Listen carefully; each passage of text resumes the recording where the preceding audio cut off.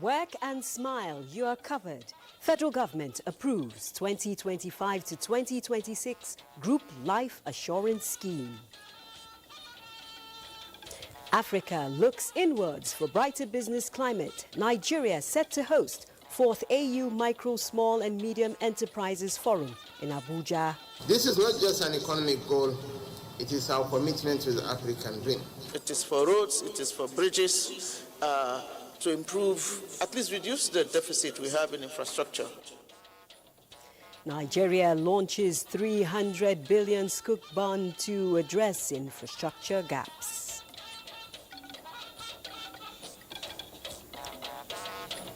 Hello and thank you for joining us on the Network News on NTA. I'm Naja Atsutajani. Joining us tonight, Hingino John Adams from our Lagos Network Center. And here in Abuja is Musa Abubakar with business highlights as usual. Musa? World Bank says Nigeria on the right track as equities market begin the week on a bearish note. And in his sporting corner, Ayo Deji Makinde with sports highlights. Ayo, what's happening?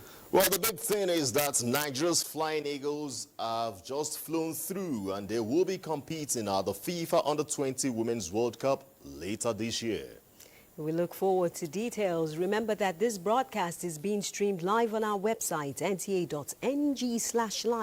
Don't worry about missing any part of it, as you can catch the replay on our YouTube channel. Do also follow us across social media. Our handles are displayed on the screen. And now the news in detail. The Federal Executive Council has directed ministries, departments and agencies of government to collaborate more with the private sector with the aim of building stronger domestic businesses to grow the economy. Part of the outcomes of the Council's meeting this Monday. State House correspondent Musbau Danwahab reports that the Council also approved the Group Life Assurance Scheme 2025 to 2026 policy year. Infrastructure development and welfare of Nigerians, particularly the public servants, dominated discussions at the 6th meeting of the highest decision-making body for the year. With a renewed hope Nigeria First policy and a board for the cotton, textile and garment subsector on the way, there are indications of better days ahead for local industries.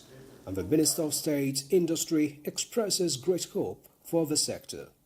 The contribution in terms of economic value of implementing this policy is upwards of about 3 trillion, naira annually. It's going to contribute to about 20% growth in the manufacturing sector in the next 3 years, contribute about 500,000 jobs in the short term, and lead to a reduction in about 30% of unnecessary foreign import. The Council is also following up on these with the latest directive to MDAs to increase collaboration with the private sector for the overall goal of a more prosperous economy. Our government is saying that there is the increasing need for people in the private sector to participate actively in our economic growth here as a nation, and therefore wherever there are private sector players that can participate using their own funds, and we have seen an increased appetite among private sector players to come in and contribute their own quota towards the infrastructure revamp of the economy, especially in the area of roads construction. On social welfare, the Council approved the Group Life Assurance Scheme 2025-2026 policy year for public servants, including the paramilitary. The Group Life Assurance Scheme covers key government officials comprising Mr. President, the Vice President, the Chief of Staff, the Secretary to the Government of the Federation, Honorable Ministers, the Head of the Civil Service of the Federation, Permanent Secretaries and staff of federal government ministries and treasury-funded agencies. And this means that if the unfortunate incident of death occurs, the deceased public servant's next of kin stands to have a benefit to help the family, cushion the family at that time. Meanwhile, the government is also taking another step toward lowering the cost of drugs and increase wider access to quality health care in the country. Federal Executive Council approved Medipool. It's a group purchasing organization for competitive pricing and to be a supplier of essential medicine and healthcare products across Nigeria that are funded through the federal government's intervention, the Basic Healthcare Provision Fund, but also potentially outside that through federal tertiary hospitals. Ministry of Works got Council's approval for 6 reviewed inherited road projects that include Section 2 of the East-West Road. The minister also highlighted that about 20 road projects are now ready for inauguration. We have also, manifested another 33 projects that will be ready by December 2025, that will be ready for commissioning. And what we have recommended to FEC is that the 260 projects that Nigeria Union of Journalists, Road Transport Workers, Petroleum Transport Workers, and so on and so forth should be co-opted with the National Assembly to move around the geopolitical zone and get these projects commissioned. The Council also gave approval to the National Policy on Employment, where the 3 approvals for the aviation sector include the provision of command and control centers for the regional airports in Lagos, Abuja, Port Harcourt, Kano, and Enugu.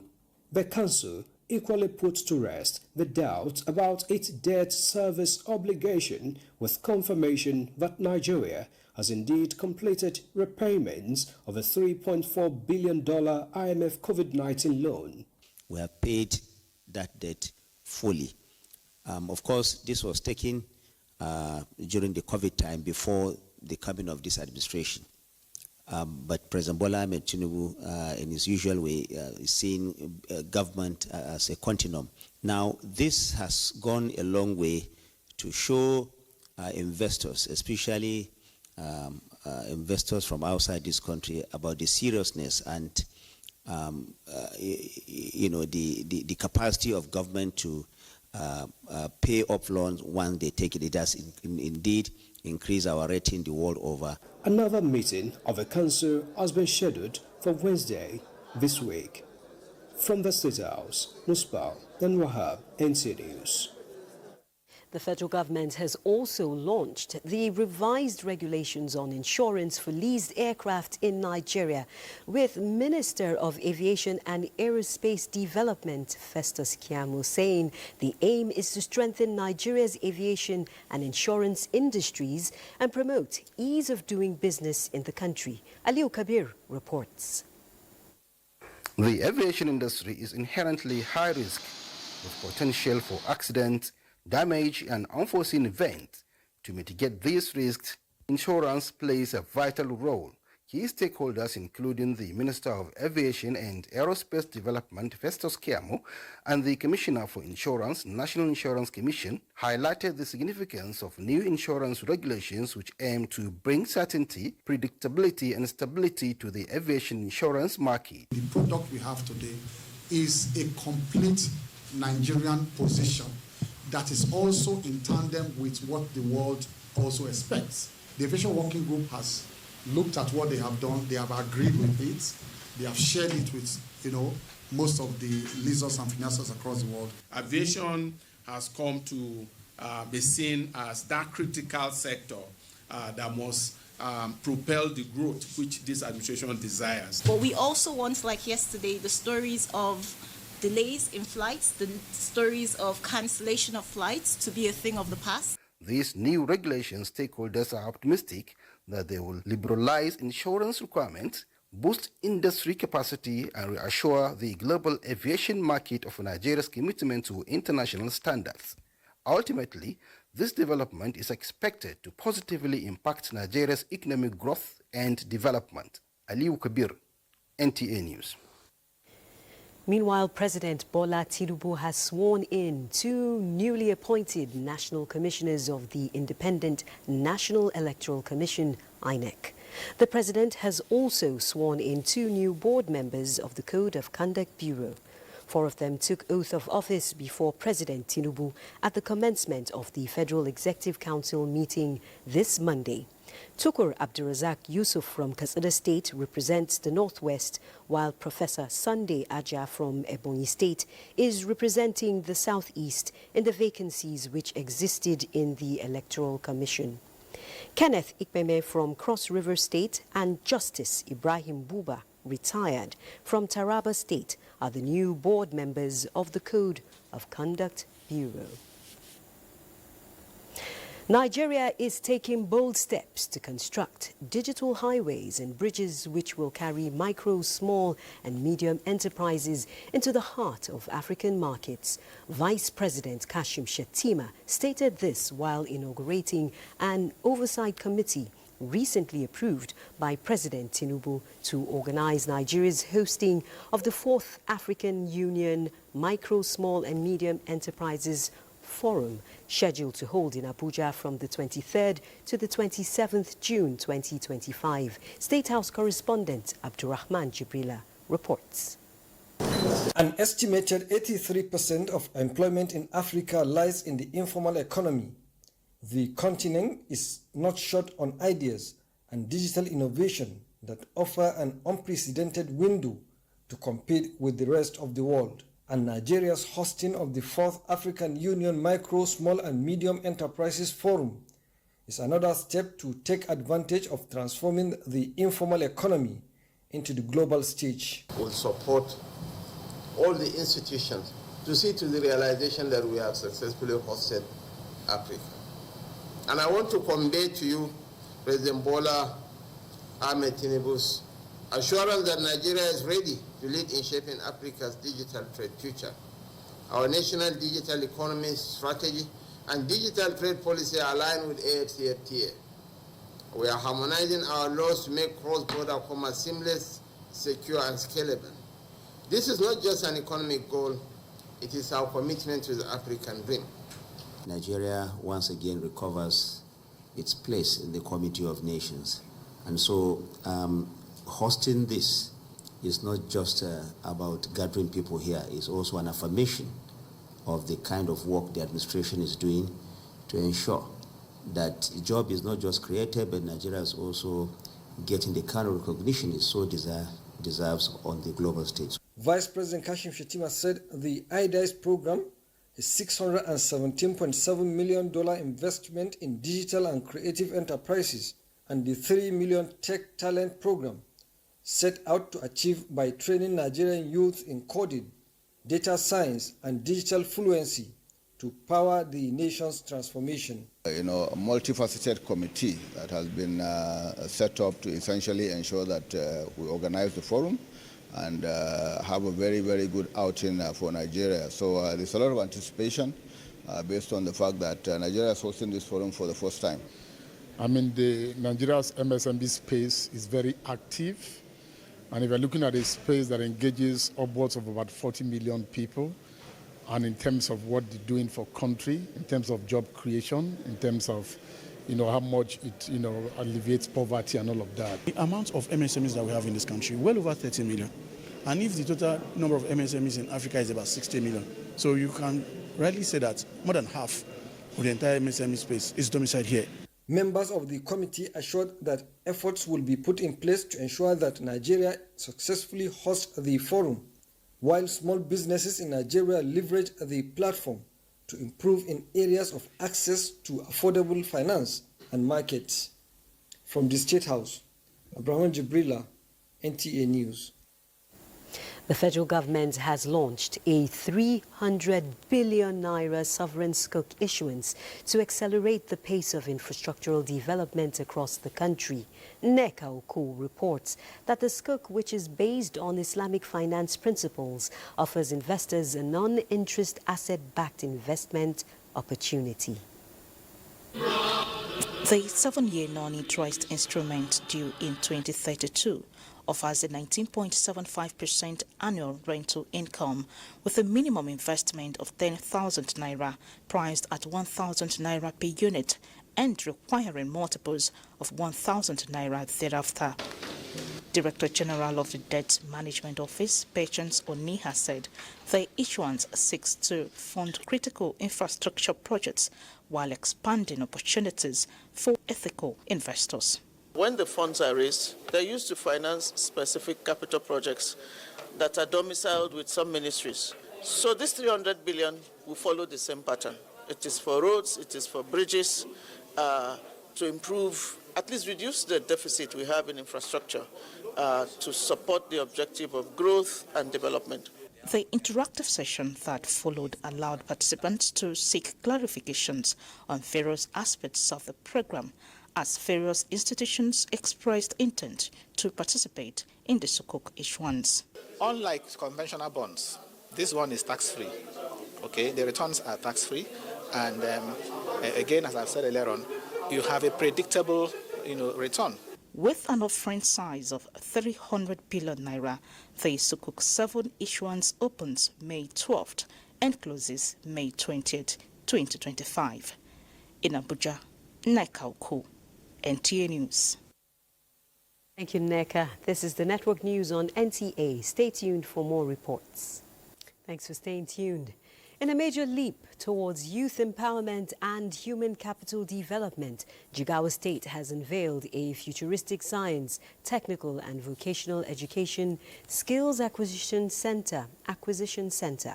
Positioned as the first of its kind in northern Nigeria, the facility aims to set a benchmark for technical education in the region. Muhammad Musa Askira reports.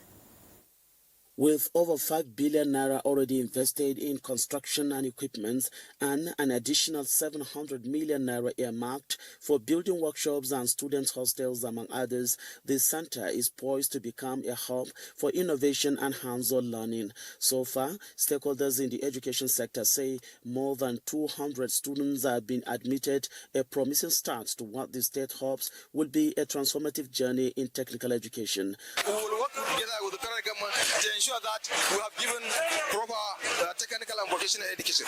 As we are all aware, TVET is one of the key areas now for ensuring human capital development, which is one of the priority also for the President of Nigeria. Following the inauguration, Governor Umar Namadi and his entourage moved to the weekly Government and Citizens Engagement Program, a platform for transparency and accountability in governance. Several gifts were presented to the governor by various ethnic groups and associations in the area.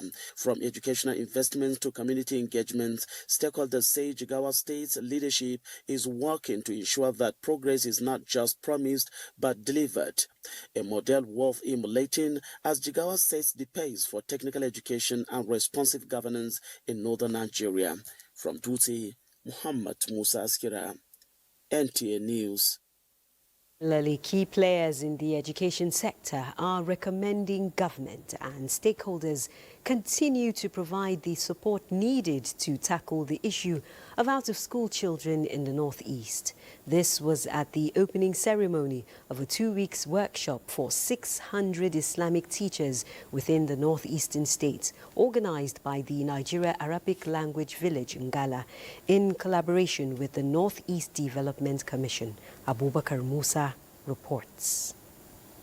With the theme, Modern Techniques of Teaching Arabic for Peace Building, Integration of Arabic Calligraphy, the Train the Trainers workshop for 600 Islamic teachers across northeastern states is for trainees to be equipped with the required Arabic skills, methodology, and contemporary knowledge of teaching towards ensuring total elimination of out-of-school children. Minister of Education, Maruf Tunji Alausa, represented by the Vice-Chancellor, Al-Ansar University, Professor Abubakar Kundili, underscored federal government's unrelenting commitment in getting school-age children off the street. This is an outcome of a collaboration between the Arabic Language Village and then the Northeast Development Commission. Borno State Deputy Governor, represented by the Commissioner for Religious Affairs, explained the action plan that has already been put in place by the Zulum administration to restructure Sangha and Islamic systems of education to make it more attractive for all out-of-school children. Director and Chief Executive Officer, Nigeria Arabic Language Village Gala, Professor Ibrahim Muhammad said with the overwhelming support being extended to the organization by both state and federal governments, elimination of out-of-school children is feasible. Representatives of traditional leaders threw their weight behind the program. The event also featured inauguration of Maruf Tijani Alausa ICT Center. In Maiduguri, Abubakar Musa, NTA News. Meanwhile, Coordinating Minister of Health and Social Welfare, Professor Muhammad Ali Pate, says the federal government remains committed to eradicating polio in Nigeria this year. Speaking at the Polio Emergency Operations Center update briefing in Abuja, Professor Pate commended the dedication of health officials, partners and traditional leaders, urging for more precise data-driven strategies to close the remaining immunization gaps. The stronger engagement of the traditional leaders, particularly the Northern Traditional Leaders Committee of Primary Health Care, I think those are sort of ways that offer a lot of promise. And the data that you have shared with us show that while there are still wrinkles to be sorted out, I think we stay the course. The April round has gone, but we are now planning for the May round, and you'll double down. We want to create transparency around performance for the partners, for all of us, for the government at different levels, and communicate that and ask for certain accountabilities.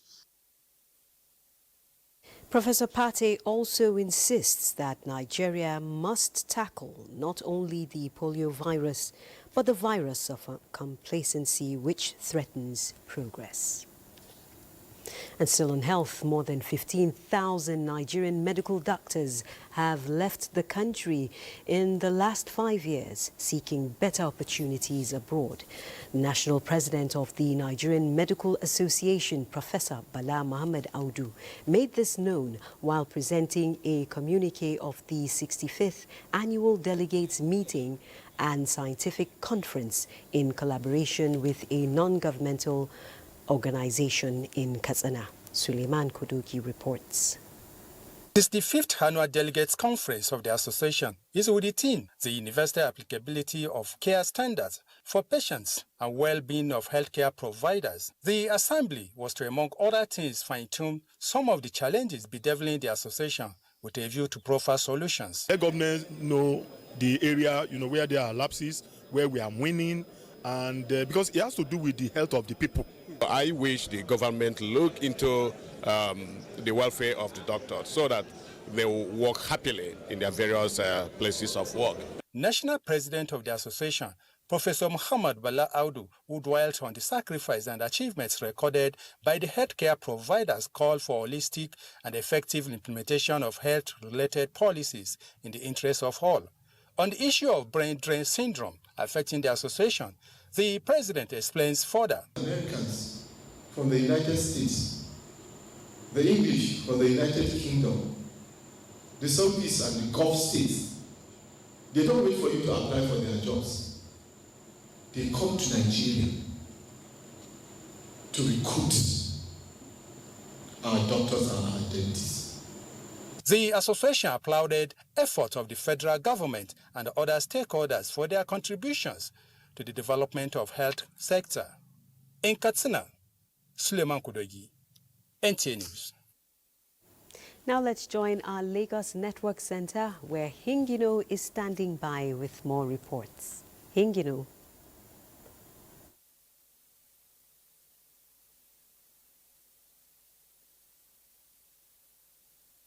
Hingino is standing by. More reports. Thank you, Najat, and welcome to Lagos. Agencies under the supervision of the Ministry of Regional Development have adopted a uniform action plan to fast-track the development of all geopolitical zones in the country. The 11 action plan and 17-point communique, the Minister of Regional Development, Abubakar Momo, and other key stakeholders say will form the policy thrusts of the ministry and the operations of the development commissions. Joel Pupola has the report. The three-day brainstorming session to navigate the best templates for the development of the 6 commissions featured high-level discussions expected to herald inclusive and impactful regional development with a workable roadmap that is in tandem with the development templates of the current administration. The communique adopted and read at the event is a clear demonstration of the determination of the ministry to ensure government policies translate to results, with timelines for implementation of the consensus of participants at a 3-day retreat. Regional development commissions to establish regional banks to diversify sources and forms of finance and to serve as entities to pull in external finance. To allocate dedicated funds for technology upgrades and staff training. Due process in award of contracts, effective project management, and prudent distribution of resources are part of the action plans by the participants who unanimously agreed on the need to give the 6 development commissions solid foundation. For the Minister of Regional Development, the retreat has achieved the desired results. Every ministry was assigned with deliverables, and the boards under each of the ministries will also assign the deliverables. All of those things will also be given to these new commissions, and that will be what will guide them in whatever they are doing. Key topics discussed at the technical sessions are institutional collaboration with anti-corruption agencies, financing options and perspectives for regional development, managing executive stress in public service, leveraging ICT in managing complex regional development programs, and other salient areas instrumental to the reform agenda. In Lagos, Joel Okbola, NTA News. One of Nigeria's windows to the world in information dissemination, The Voice of Nigeria, is set to bring on board another fresh program known as CEO Forum come May 29, 2025. The Director General of the radio station disclosed this while seeking partnership with Nigerian Institute of International Affairs, NIIA, in Lagos, noted that the program aims at creating a platform where informed Nigerians can share ideas capable of providing solutions to security challenges and other crucial matters affecting the nation. Diana Ajale reports.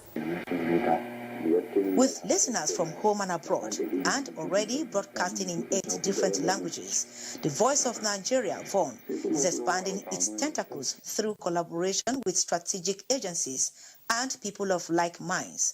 The visit of the Director General, Voice of Nigeria, Jibrin Baba Ndachi, and his team to the Nigerian Institute of International Affairs is aimed at collaborating with the Institute to champion effective and efficient service delivery. NIA has the research, we have the reach. It's about idea and influence. NIA have the idea, we have the influence, we have the platform. And I always say, when you talk to us in one language, you have 7 others free. And by the grace of God, working with my team, very soon when you talk to us in one language, you may have 9 or even 10 more other languages. So we are very determined to achieve that with the support of the President and Commander-in-Chief, President Bola Ahmed Tinubu, and the Minister of Information and National Orientation. Director General, Nigerian Institute of International Affairs, described the collaboration between the 2 agencies as a laudable step towards promoting an inclusive service delivery for the good of the nation. Is to collectively project the Nigerian story. The NIA comes from the perspective of deep-rooted research. The VON comes from the perspective of interpretation and communication, and that's the synergy, that we have worked out. To have a feel of the environment, the Director General, Voice of Nigeria, and his team were taking around the premises of the Institute. In Lagos, Diana Ajale, NTA News. Those are the stories from Lagos. The news continues after the break. You're still watching NTA Network News. Let's bring you up to speed with business development. Nigeria's macroeconomic situation is improving as a result of sustained reforms, but critical issues threaten its path to inclusive growth. This is according to the World Bank's latest Nigeria Development Update, released this Monday, titled Building Momentum for Inclusive Growth. The report highlights that in order for the economy to meet the government's aspiration of achieving a $1 trillion economy by 2030 and deliver poverty reduction and shared prosperity, the pace of growth needs to accelerate further and its composition rebalance towards those economic sectors that are more productive. It adds that inflation has remained high and sticky, but is expected to fall to an annual average of 22.1% in 2025, as a sustained tight stance firmly establishes monetary policy credibility and dampens inflationary expectations. The key point of the report is that with government staying the course on tough macro-fiscal reforms, there is now scope to use this strengthened macroeconomic foundation as a launching pad to build on an economy that is conducive for the private sector to grow and generate more productive jobs for Nigerians. The key is investment. It is investment that allows increases in productivity, that grows the economy, that creates jobs. For any economy, you do need stability for you to be able to grow. As a government, we've recognized that not only digital infrastructure is required to truly allow the sector to help power the growth that we want to see. The workforce that is also required in the country to power the growth is an important ingredient for driving that growth we want to see. Now to the capital market. The Nigerian stock market closed Monday's traded session in negative territory as the all-share index dipped to 108,261.47 points, signaling a bearish start to the week. Investors executed 16,664 deals with a total volume of 414.57 million shares traded, valued at over 10.71 billion naira. The market capitalization also declined, settling at 68.04 trillion naira, reflecting cautious investor sentiment and profit-taking activities across key sectors. Now that's a quick look at business news. The Jayatu is back to you. Thank you, Musa. President Bola Tinubu congratulates veteran journalist Olalekan Odusomi Sote on his 70th birthday. The president joins family, friends and associates of the renowned media practitioner to celebrate the milestone, which has been defined by a distinguished career of more than 50 years. President Tinubu commends the columnist for his consistent demonstration of excellence, an attribute which has earned him many laurels, such as the second prize of the John F. Kennedy Memorial Prize in High School in 1975 and first prize of Diamond Award for Media Excellence for Informed Commentary in 2018. The president extols the veteran journalist for his versatility and diligence in service, praying that God Almighty will continue to grant the respected journalist good health and sound mind to keep serving the nation through his intellectual contributions. And just before we join our sports desk, the Federal Road Safety Corps says there is more need to address the challenge of educating road users on safe walking and cycling to drastically reduce the statistics of road traffic crashes in the country. Corps Marshal Shehu Mohammed said this at the commemoration of the 8th United Nations Global Road Safety Week. Oyeyemi Ajayi reports. Imagine a world where motorcycles replace vehicles on the roads. Though this has been a long-time advocacy in Nigeria, but yet to be fully actualized. At the 8th United Nations Global Road Safety Week, with the theme Street for Life, making walking safe, making cycling safe, the emphasis is on the need to imbibe and embrace motorcycles as a major means of transportation to reduce road traffic crashes. We want to encourage university students, we want to encourage schools, children, pupils that have aged to ride bicycles. And we want even adults also to ride bicycles, and we want as many people as possible to walk on their own. Everyone deserves to live so that we can bring these menace down to the barest minimum. Before they build a road, all stakeholders need to come together to build what they need, not what they feel they need. Let's ensure we adhere to the street signs and all of that. And I think with that, we'll reduce the number of casualties we have on our way. Need to provide safer pedestrian walkways, pedestrian crossing bridges, and cycling routes. It's a call for action to provide passages and walkways for cycling and walking. Oyeyemi Ajayi, NTA News. Now, the moment sports lovers have been waiting for. Let's join Ayo. Oh yes, Naja, let's start by flying with the Flying Eagles because they are through to the 2025 FIFA Under-20 Men's World Cup in Chile after a tense quarter-final victory over Senegal at the ongoing CAF Under-20 Africa Cup of Nations in Egypt. Now, after a closely knitted match of tactical brilliance from both sides which dragged into regulation and extra times, the Flying Eagles edged out the reigning world champions 3-1 on penalties to reach the semi-final of the tournament and now have another shot at the FIFA Under-20 FIFA World Cup title. And Nigeria through to the semi-finals. And they needed to take 3 of their 5 spot kits. Nigeria, that was enough to go through, and to be fair, they had the better of the game as well. They certainly the team that showed the more ambition. We must give kudos to the team for keeping their cool and keeping their balance, especially the goalkeeper, because 7-2 penalties is not a small feat. And so picking that World Cup ticket is very massive for us because we have history at this level. I will not be surprised if they go all the way to now win this cup now, because these boys are improving day. They keep improving, by the way. But let's talk about another player who is improving in the world of tennis. Emma Raducanu's promising performance at the Italian Open is over in the round of 16, where she was knocked out by world number 3 Coco Gauff. Raducanu, currently ranked 49th in the world, was defeated 6-1, 6-2 on the clay court of Rome by the American player. This marked the first time in her career that the British number 2 won 3 consecutive matches on clay to advance to the 4th round in the Italian capital. And that's your sports. It's back to Naja. Thank you, Ayodeji. The family of Aino announces the passing at 111 years old of their matriarch, philanthropist, successful businesswoman and devout Christian, Mary Olufunke Aino.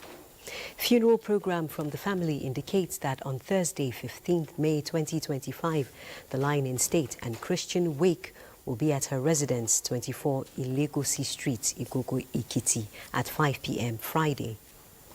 On Friday, 16th May 2025, the funeral service will be at St. Joseph Catholic Cathedral Church along Ikosu, Ikun Road, Igogo, Ikiti. Interment follows immediately at her residence. She's survived by 6 children, grandchildren, great-grandchildren, and great-great-grandchildren. And now let's see what the weather has in store for us on Tuesday. You're welcome. It's still a struggle for the rains. We're really not seeing it as it ought to be, just pockets of activities here and there. For Tuesday, we have prospect of thunderstorms over the high grounds of Plateau, its neighboring areas, Taraba, probably Adamawa, the Federal Capital Territory, Kwara, and Kogi State. We expect scattered rainfall activities over the southern parts of the country. Nothing really organized. The significant thing about the rains we're expecting is not the rainfall amount, but the energy that should come with it. Should be packed with much energy and come with very strong winds. Open skies over the north is keeping maximum temperatures in their 40s, and we expect it to stay within the 40s for Tuesday. That's it from here. Thank you for watching.